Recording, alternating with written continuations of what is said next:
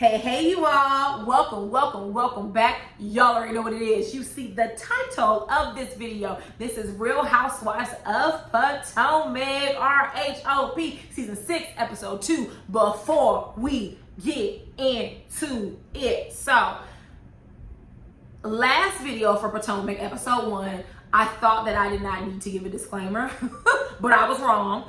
I said something about Monique attacking Candace, and baby, the Monique stands came from crawling up underneath the rafters with their fangs drawn and hissing, and they were pissed. And so here's the thing, real short and simple. Everybody's party ain't your party. I like to dance at my party. I like to have a good time. We like to pay spades get a little heated. We like to drink good. We like to eat good. But what I don't like is a party pooper. Don't come up in here eating up all my food, drinking all my drink, and then you get me walking drunk, and now you're belligerent and you want to fight everybody at the party. No, ma'am, I will invite you out. Same applies here. This is a reality show. Matter of fact, it is simulated reality. This isn't really real. There's real aspects of it, certainly. Absolutely. There are aspects of it that are real. Others of it, they yell cut, they reset scenes. Everyone has a storyline, a different one each season, right? Because it's a show. We don't have storylines in our life, right? We don't have that. So while it may mirror their reality, in the words of Portia Williams, who would ever thought I'd quote her again, right? It is not their complete reality. That's why producers bait people into saying things X, Y, and Z. It is a show at the end of the day. And certainly we can talk, we can have a good discourse, we can be a little messy, we can be passionate. And I've had plenty of people disagree with me, and that was perfectly okay because they was respectful.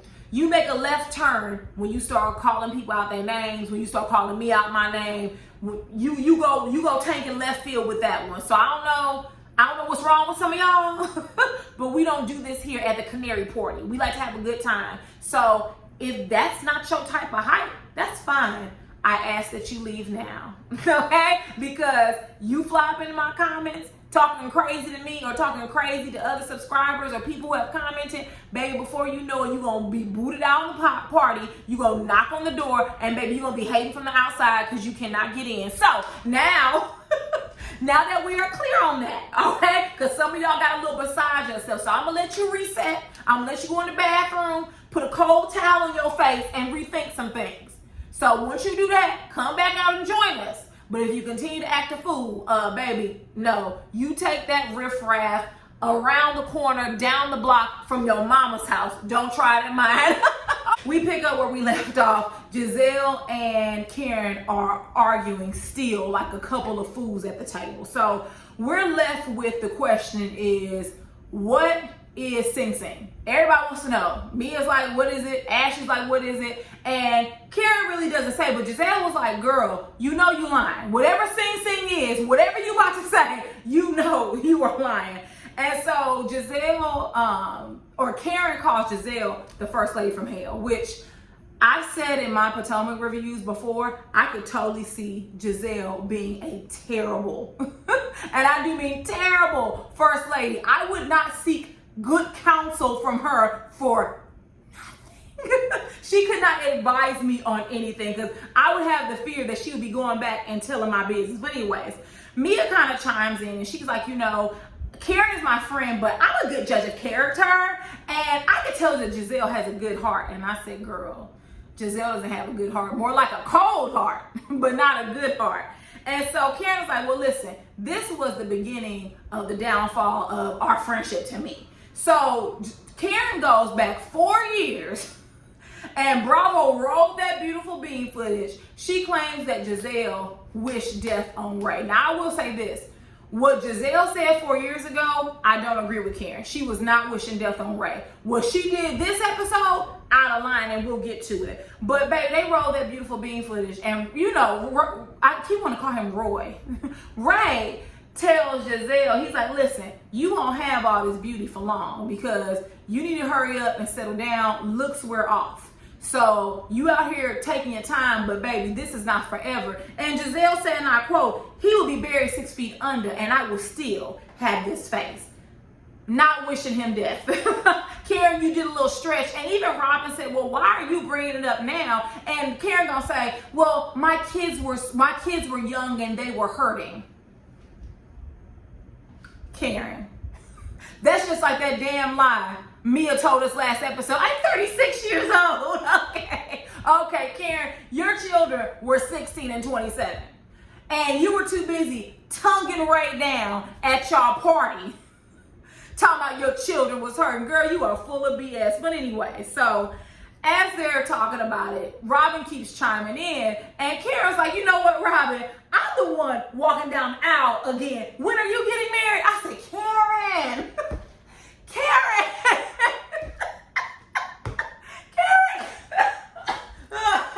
Karen, you cannot say that. And Robin's sitting there. I imagine she is a deer in headlights. And she goes, after COVID, Robin, everybody come close. There is no after COVID. But the rate we're going to be here for a while. People aren't wearing masks. People don't want to get vaccinated. Listen, it's above us now. I just feel like the Lord is about to do a Thanos snap on us any second from now. Any second from now, because I would be sick of earthlings if I was the Lord. I would be sick of us acting a fool. So Robin, there is no after COVID. So I don't know what you're talking about. But if that was your way of saying it's never, ever, never gonna happen, then we'll take that answer. So anyways, Wendy stands up at the end of the dinner. She's turning around like, ladies, take a good look. You know, before we end the night, do you notice anything else about my body? And of course, Robin had already called it out. She had a BBL. Robin and Mia seem to be in their confessionals, right? They seem to be really harsh on Wendy, like, oh, you know, I already called it out, or she's insecure. Let the woman have a BBL and her breasts done and a tummy tuck and whatever else she had, because I mean, I haven't had children, but I know women who have, and they're like, listen, when I'm done having children, it's mommy makeover time. I can't be mad at it. So as the night wraps up, of course, Mia is already on Wendy's bad side, because Wendy felt that Mia didn't have Karen's back. You don't know Giselle. You've been knowing Giselle for 10 seconds, and you're talking about how she has good character. You don't know nothing about her. Then Mia goes to Robin and Giselle, and she says, oh, let's exchange numbers. Which, if I'm being realistic, I technically didn't have an issue with it, because from my understanding, based on Atlanta, Potomac, and all these other shows, these women, they have a group chat with one another. So when she said, let me exchange numbers, yeah, I felt like that was the natural flow of things, that she needed to exchange numbers. They're going to be in a group chat. They're going to be discussing things. So why not? Wendy had an issue with it, and we'll get to that at the end of the episode. Moving on. So next we see Mia, and she's at home. So listen, this scene and the scene with Candace, I think I'm going to talk about them simultaneously. I feel like both Candace and Mia have a lot on their plates. You know, Candace, she's acting, which, by the way, I was pleasantly surprised that she actually can act. I was like, oh, wait a minute, she's acting. She did a good job. I'm very surprised about it. I'm pleasantly surprised. But Candace, she's doing school. She's doing Real Housewives of Potomac. She has a singing career that she's trying to get off the ground. Her husband is managing her. Bad idea. And then I know she's involved in outside organizations. And it's like, same thing with Mia. She said that G is kind of semi-retired. He's at home. He's at home more with the kids than she is. Now she stepped up, and she's the boss, and she's the leader, and she runs their businesses. But it just seemed like both lives are very hectic. I forgot that Candace is a stepmom. It may be temporarily, right? The kids may not always be there, but she is a stepmom. That is an adjustment. And these two scenes are very similar, because I feel like a lot of women think they have to have it all. I have a friend that always says, I want it all, the husband, the job, the family. And there's nothing wrong with wanting it, but everything is, you cannot give 20 things the same energy as you would 5.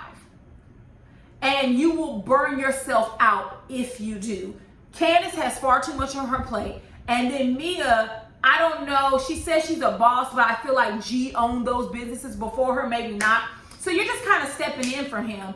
But even when her daughter Juju wanted cupcakes, G asked her, do you want to take the calls and then do this? Oh, no, I can do it both. You have children screaming in the background because they're kids. You're making cupcakes. How are you able to give your attention to both? And the answer is she couldn't. That scene had my anxiety up through the roof because it was so chaotic. If she just would have said, let me take my calls and then let's do cupcakes, or actually let's do cupcakes and then the calls, that would have made more sense than her scrambling around, the children in the background. She then ends one call, takes a second call, and G even tells her, like, listen, we're supposed to be making cupcakes with the kids. Like, what are you doing? I can do both. You do not, when so many women suffer from this superwoman mentality. I don't have that. And honestly, I used to. And you know who helped me get through it? My husband. He was like, you cannot be everything to everybody.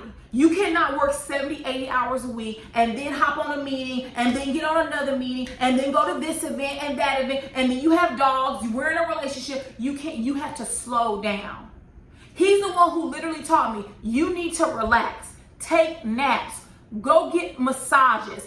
He's the one who encouraged me because I had that mentality too. You will burn yourself out. And at the end, you know, Miss Juju was like, wait a minute, can I get some sprinkles on my cupcakes? And G is like, oh, baby girl, we don't have sprinkles. Juju said, we don't have sprinkles.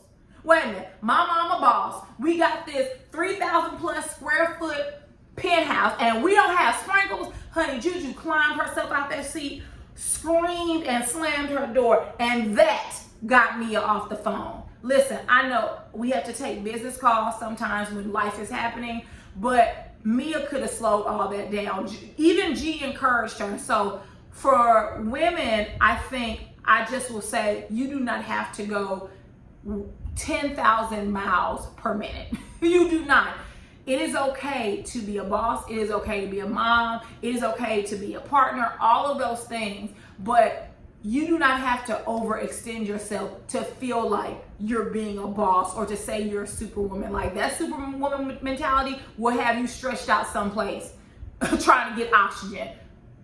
Slow it down. Everything will be okay. Moving on. Really quickly, Ashley's mom comes to visit her, and I just thought it was hilarious how Ashley's mom was like, oh, so you picked a nanny. Are you glad she's not like supermodel-esque and beautiful? Which I was thinking, Sheila, listen here. And I'm not going to give Sheila no smoke.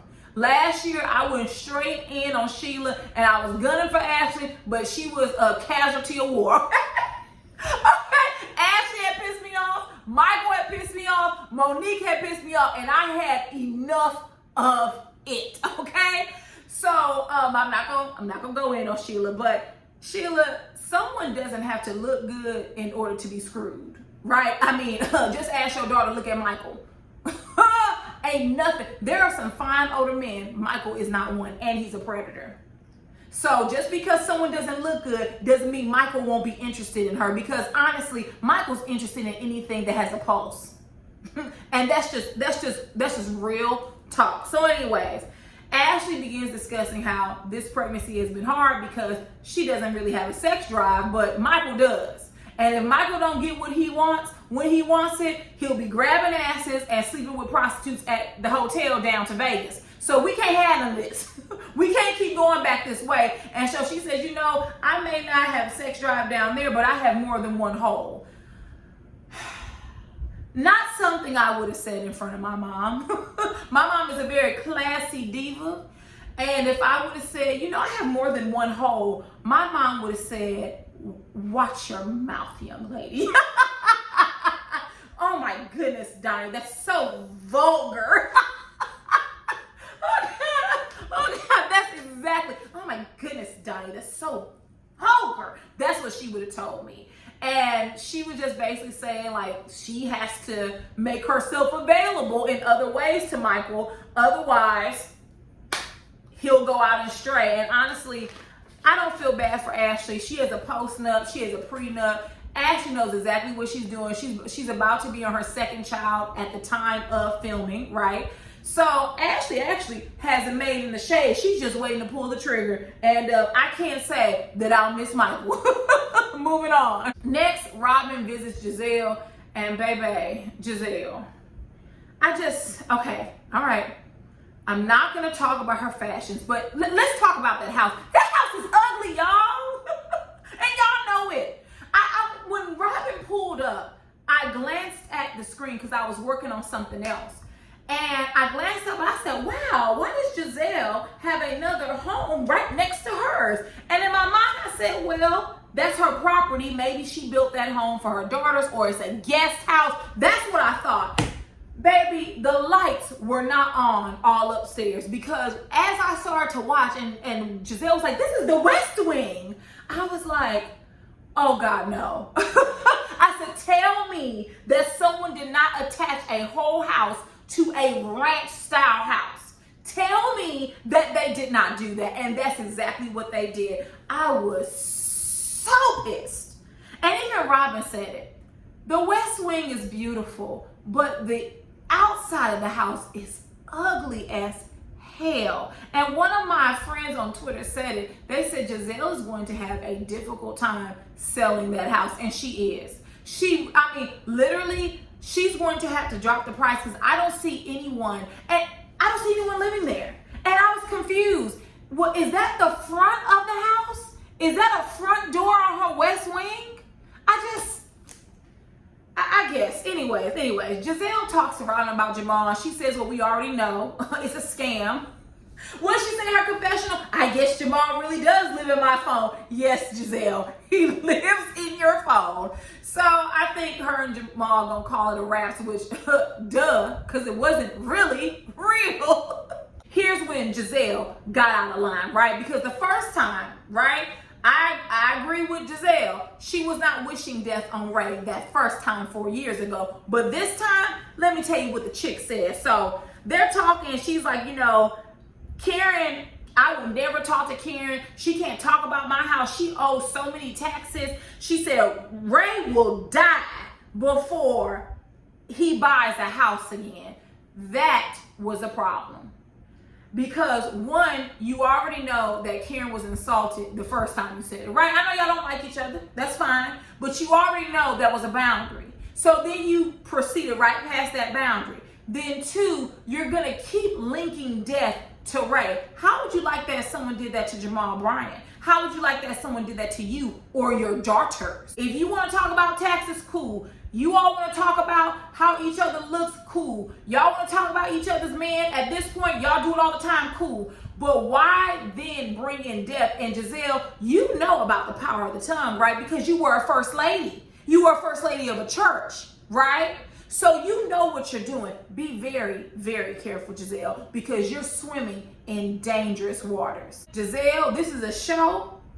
Y'all want to go at each other, cool. But when you start mentioning death and linking it to people's relatives, you are out of line. Moving on. Next, we get to Wendy and Eddie, and they are having dinner with Wendy's mom and her sisters and other relatives.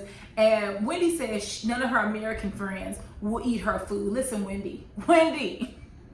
Let me tell you something. I love fufu. I love bitter leaf. I love plantains. I love goat. I love it all. So the next time you need one of your American friends to eat your food, call me, girl. Text me. Because I surely will eat it. I have a good girlfriend from law school. Every time she comes down here, she invites me to her people's house. And when I tell you they have a spread, and I be in the corner with a big pot of bitter leaf and fufu, oh, it's just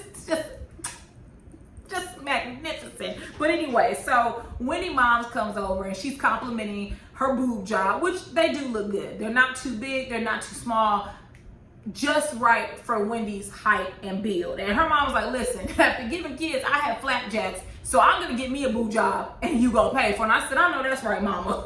I know that's right. You saying you can get your whole body done when you can get an extra pair of titties done, why are you at it? So I'm not mad at that. Wendy then says that she wants to follow her passion, which I'm confused because I don't think Wendy has ever told us what her passion is. And so now she wants to start a home essentials line, and she's gonna start it off with candles. I don't know what this is. In the past like year or two, hella people have been creating candles and going into the candle business. But girl, Bath and Body Works is still is still top notch when it comes to candles. But listen, if this is what she wants to do and she's passionate about it, I'm fine with that. But I have a feeling that this is gonna be like other housewives project, where like you hear about it one season and you don't hear about it the next. They're supposedly writing about a book. Baby, one season comes and goes, and the next season it's not on there. So hopefully she can keep up with this. I don't know if like maybe if Wendy is into decor, because she seems to have very well decorated parties and her home seems to be nice. So maybe that's what she's into. But child, you need $20,000 for a candle line. Do we see her recouping $20,000 in candles? Maybe. I just, at this point, I can't see the vision. Moving on. Really quickly, before we get into Karen's V-Day party, the way Giselle's children ate her ass up in this scene. First of all, Giselle, your daughters see you and they don't believe you. I'm telling you, Grace, Angel, and Adore are not here for Giselle. The fact that she started talking to them about, oh, I dated a football player, multiple NBA players. I used to date a thug. Girl, when? All of this pedigree that you have, when did you date a quote unquote thug? I would bet you any type of money that Giselle dated some regular ass man who didn't come from a well-to-do family, and her ass is calling that a thug. Girl, bye. No one believes you, Giselle, because we can look at Jamal Bryant and tell you're not into quote-unquote thugs, okay? So anyways, she tells them not to date, rappers, and how she was dating an NBA player. And one of the twins, I have no clue which one it was, Angel or Adore, said, oh man, my dad could have been an NBA player. I said, ooh. I said, they are not here for Jamal. None of them are here for Jamal. That was like, shit, I could have been getting free tickets to NBA games. But here I have a father that spits as he preaches. Great job, Mom. Great job picking. So she tells them that she was with an NBA player and that she had to drop him because I guess he had a busted knee or some type of injury. And she was like, listen, I can't be here for the bad times. I'm only here for the money anyway. And they all were like, Mom, you're literally supposed to be with people through ups and downs. Like, you're just going to leave him because he had a busted knee? The answer to your question, girls, is y'all know y'all mama. Hell yeah. That mama was around digging for the gold, baby. She was not finna be with anybody that was broke, and he ain't got it. So I thought it was interesting how all the girls said that she's emotionally unavailable in her relationships. And I can't help but to think that she's probably emotionally unavailable when it comes to them as well.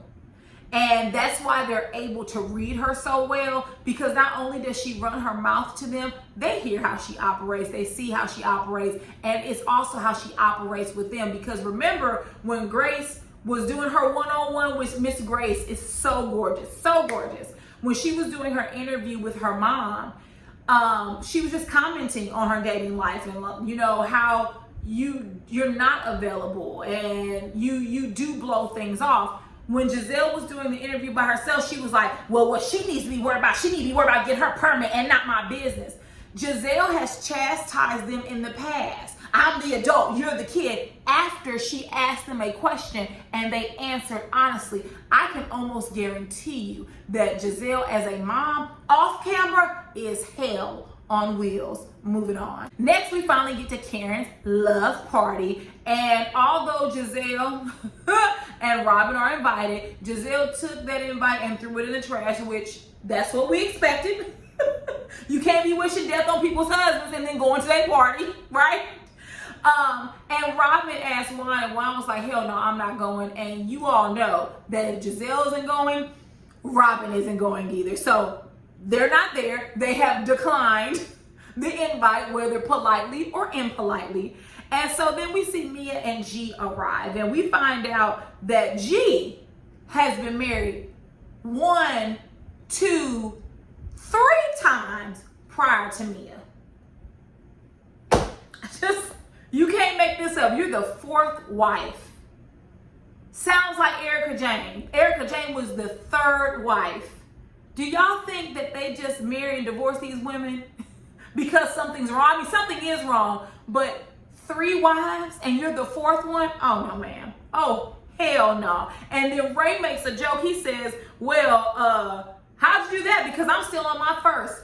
I could have sworn, and I obviously, I completely made this up. I could have sworn that Ray was married prior to marrying Karen. I did not know that she was his first wife.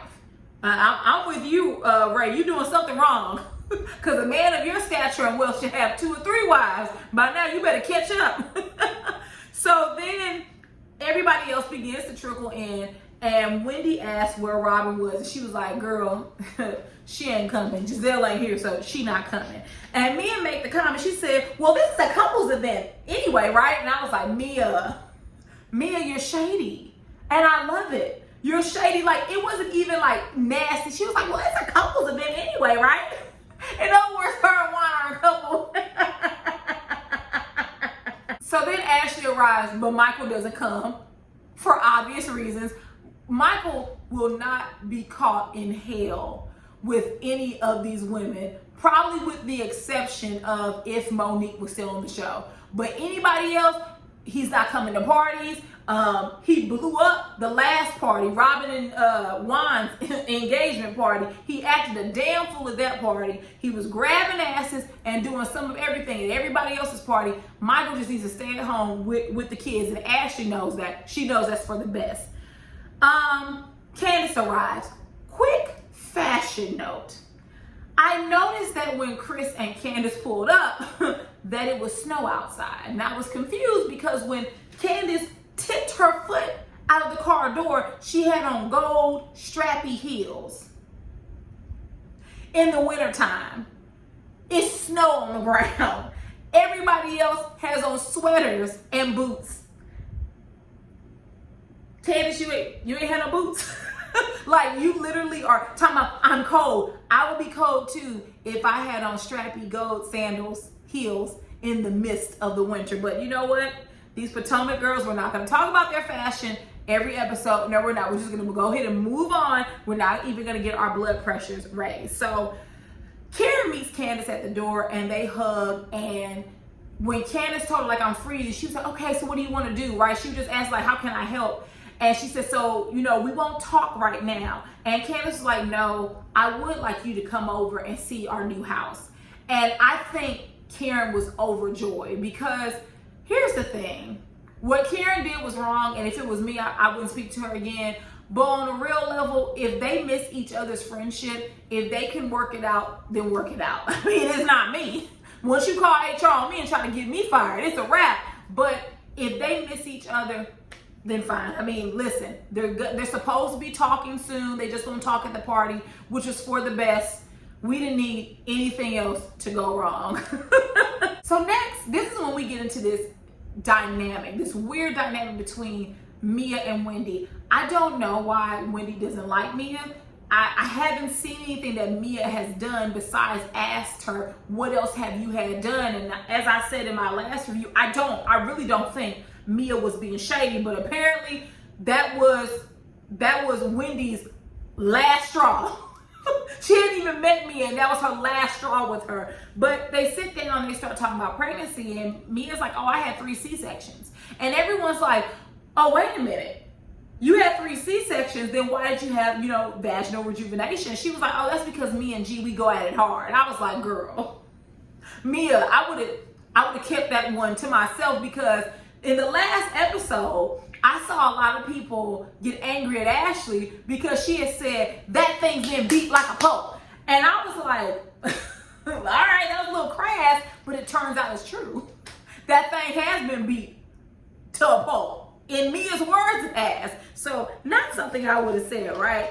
And then Candace comes in and she's like, I heard basically there was some foolishness at Wendy's party. Tell me what happened. And Karen kind of passes by it. She doesn't want to talk about it. I want to focus on positivity. We're here for the love party.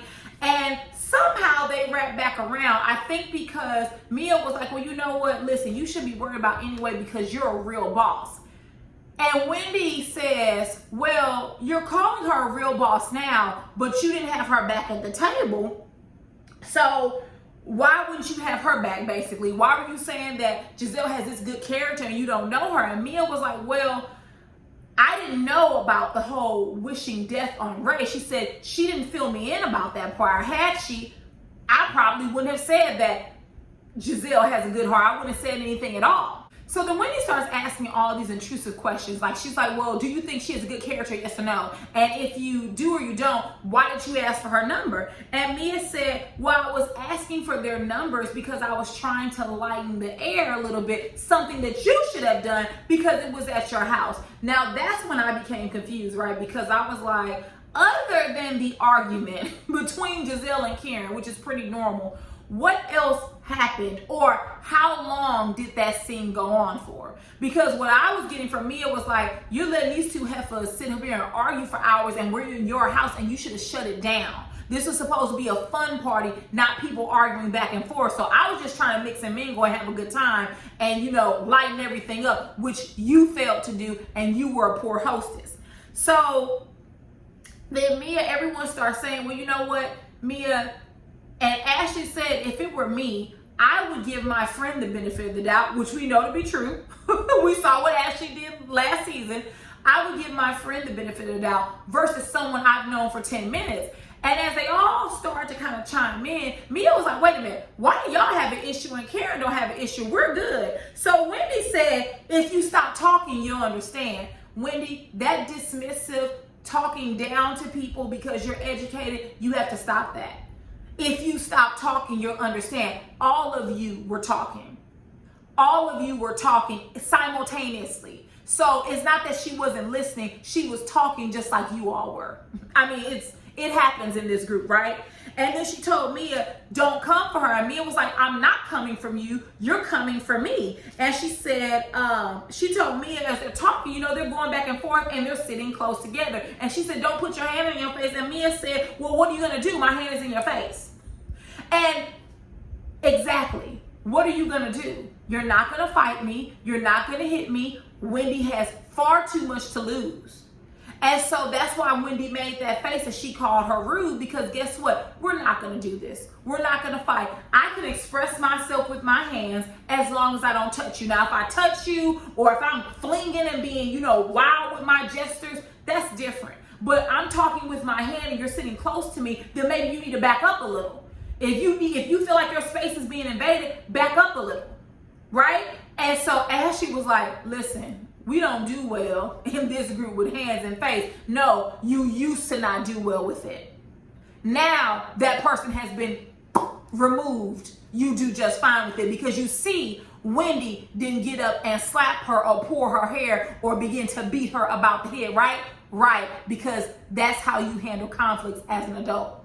Just saying. So after all that ends, right, Karen's like, listen, y'all not gonna tear up my house with this foolishness. So they play a game. It's called Happily Married. So the gist of the game is that you and your partner are going to answer questions about your relationship, but you can't talk about it and you can't share your answer with your partner. So remember that part. So the first question is, what's your favorite sex position? Some people said missionary, some people on top. I think when Mia and G said missionary, a lot of people had their nose turned up. I said, listen, G is an old man. What you want? What you want? You want him to be climbing the ceilings? You want him to be scaling the wall, baby? Listen, missionary it is. Next, they asked, what is the craziest place that you all have ever had sex? Some people said countertops, balconies, and then Ray and Karen said that it was the kitchen floor. And then Ray proclaims, this is how Raven was conceived. And Karen said, Ray, no, don't say that. I was like, you know what? If I was Raven, I wouldn't even watch the show, because I don't even, just the thought, I don't want to know where I was conceived. I don't care. That is la la la la la. I'm not listening. That is a story I never need to hear. But Ray was too excited to say, that's how Raven was conceived. That's where she came from. So then Mia and G said that they've had sex in a Waffle House bathroom. And can I just say that is disgusting? Have y'all ever been into a Waffle House? Have you ever been into the Waffle House bathroom? Ew. Ew. Next question. If you could use one word to describe your relationship, what would it be? So I think Chris said decent. Remember when Candace said sex was decent? So he said decent, right? Some said crazy. I think Karen said work.